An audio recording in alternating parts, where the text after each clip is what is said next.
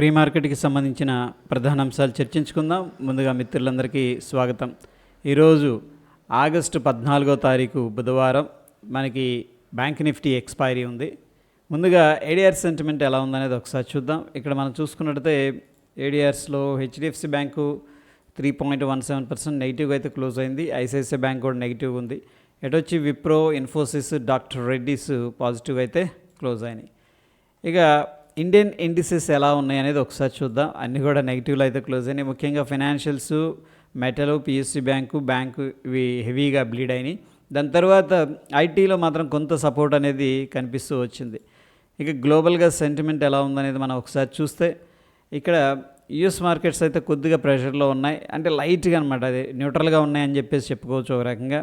ఇక అక్కడ నుంచి కూడా రష్యా చాలా పాజిటివ్గా ఉంది, సౌత్ కొరియా పాజిటివ్గా ఉంది, హాంకాంగ్ కానీ S&P 500 విక్స్ కొద్దిగా